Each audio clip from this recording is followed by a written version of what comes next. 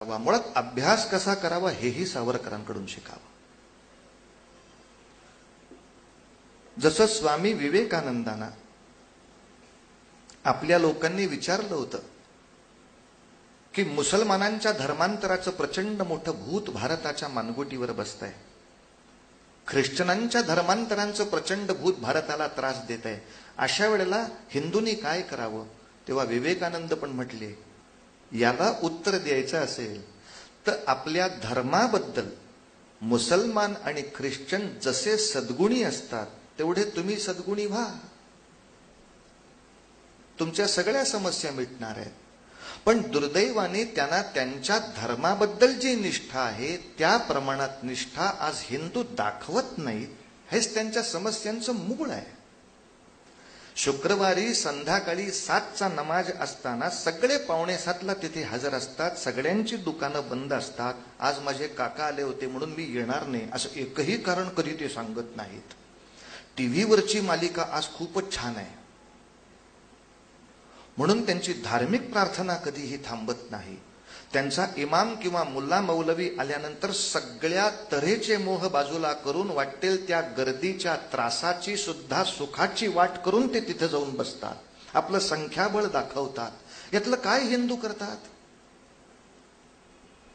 रामनवमीच्या दुपारच्या राम जन्माच्या कीर्तनाच्या वेळेला मालिका लागली की देवळात कोणी नाही, सगळे त्र्यंबक विठ्ठलासमोर बसलेले. टीव्ही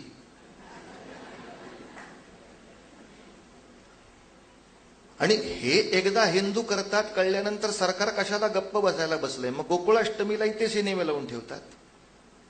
बसा घरीच गोपाळ कृष्णाला न बघता. पण नाही बुवा, माझ्या एखाद्या आचार्याचं या ठिकाणी व्याख्याने म्हटल्यानंतर बाकी सगळे मोह बाजूला सारून मी एकत्र येत नाही. आणि याचं आणखीन एक मोठं कारण त्या काळामध्ये सावरकरांना सापडलं, ज्याच्याबद्दल फारशी चर्चा नेहमी होत नाही. आणि ते एक मोठं कारण आहे. आपल्या धर्माचार्यांनी अखिल हिंदूंची जी एक प्रार्थना आहे ती सगळ्यांच्या मुखातून वदवायला हवी होती, त्या बाबतीत आळस झालेला आहे. जसं मुसलमानाच्या 2 वर्षाच्या पोराला सुद्धा त्याची जी धार्मिक प्रार्थना आहे, ला इलाहा इल्लल्लाह, हा जो काही रसूल त्यांनी म्हणायचा आहे, त्याला बोलायला यायला लागलं की पहिल्यांदा हे तुला बोलता आलंच पाहिजे, कारण ही सगळ्या जगातल्या आपल्या लोकांची प्रार्थना आहे, तू म्हणच. तू मेडिकलला असलास तर हे नाही म्हटलास तर चालेल असं कधीच मुसलमान नाही म्हणत. आयटीला मुलगा असल्यामुळे हे करायला त्याला वेळ नाही असं आयटीत बसून म्हणायचं. ख्रिश्चनांची बायबलची जी प्रार्थना आहे, 3ऱ्या वर्षी पोराला बोलायला यायला लागलं, उघड पुस्तक. मी प्रादेशिक प्रार्थना नाही म्हणत आहे, सगळ्या जगातल्या मुसलमानांची एक प्रार्थना आहे, सगळ्या जगातल्या ख्रिश्चनांना एक प्रार्थना आहे. तसं सगळ्या जगातल्या हिंदूंची पण एक प्रार्थना आहे.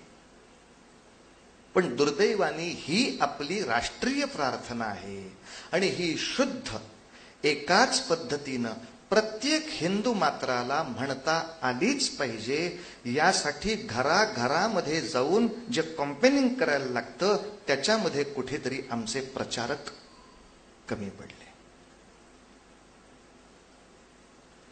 जसं संतांच्या काळामध्ये त्यांनी ते एक ध्येय देऊन ठेवलं होतं, गोरा कुंभार तुम्ही कुठं राहता, मी तेरढोकीला राहतो. हो, तेरढोकीची लोकसंख्या किती, 8,000. या 8,000 घरामध्ये नित्य हरिपाठ चालतो का नाही ही जबाबदारी तुम्ही घ्यायची आहे. जाऊन बघायचं प्रत्येक घरात, म्हणतोस का रे बाळा हरिपाठ. तुलसीदास तुम्ही कुठे आहात, मी वाराणसी पाशी आहे. ठीक आहे, वाराणसीची लोकसंख्या काय, अमुक अमुक इतक्या इतक्या ठिकाणी.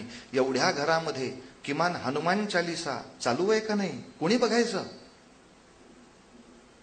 घराघरामध्ये जाऊन मी बघीन, माणसाला भेटून विचारीन, म्हणतोस का रे. आणि नशील म्हणत तर का नाही म्हणत, ही आपली सगळ्यांसाठी प्रार्थना आहे. म्हण, त्याच्या पुढे तो नाही म्हटला तर दोष त्याचा, पण सांगेपर्यंत तरी काम माझं होतं. म्हणून आपल्याकडे प्रत्येक पूजेनंतर जी मंत्रपुष्पांजली म्हटली जाते ही हिंदूंची राष्ट्रीय प्रार्थना आहे. म्हणून वेद काळामध्ये किंवा उपनिषद काळामध्ये आरती हा प्रकार फारसा कुठेच नव्हता. कारण आरत्या आपण ज्या आता मराठी म्हणतो या समर्थांनी आणि इतर लोकांनी रचलेल्या आहेत. दास रामाचा वाटपा हे सदना हे रामायणात कसं म्हणणार? पण रामायणामधल्या अयोध्येमध्ये देवळं होती, पूजा होत्या, विष्णूला आरती ओवाळली जायची. म्हणजे धूप दीप या पद्धतीनं पूजाविधी महाभारतातही आहे, रामायणातही आहे, त्याच्याही आधीच्या काळात आहे. मग ते धूप दीप झाल्यानंतर सगळे काय म्हणत होते? यज्ञेन यज्ञमयजंत देवास्तानि धर्माणि प्रथमान्यासन्न. आणि त्याच्यामध्ये प्रत्येक हिंदू मात्र प्रतिज्ञा घेत होता, पृथिव्यै समुद्रपर्यंताया एक राळीती. या समुद्रापासून म्हणजे सिंधू समुद्रापासून हिंदुकुश पर्वतापर्यंतची ही सगळी भूमी एक राळ एक छत्र राहण्यासाठी अहम सभासद इति, म्हणून मी देवाच्या पायी प्रतिज्ञा घेतोय, मी याचा कायम सभासद राहीन. पण हे मंत्रपुष्प प्रत्येक हिंदूला आलं पाहिजे असा हट्ट नाही झाला ना. असं वाटलं होतं की घराघरातले आईबाप शिकवतील, पण जेव्हा लक्षात आलं की ते आईबापांनाही शुद्ध येत नाहीये, तेव्हा तर जागं व्हायला पाहिजे होतं. आता आईबाप बाजूला राहिले, जे पौरोहित्य करतात त्यातल्या अनेकांना ते शुद्ध येत नाहीये, त्यांची विरामस्थानं बदलतायत. आता तर जागं व्हायला पाहिजे.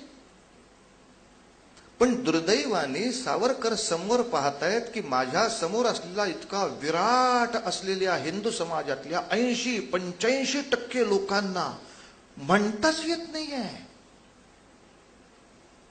आणि ह्याच्या उलट मुसलमानांची प्रार्थना 99% नाही 101% मुसलमानांना म्हणता येते. प्रार्थना, एक देवाची उपासना हा एक राष्ट्र उभं करण्याचा प्रचंड मोठा घटक आहे. म्हणून सावरकरांनी हेतू पुरस्सर पुण्यभू हा शब्द आपल्या व्याख्येत ठेवला.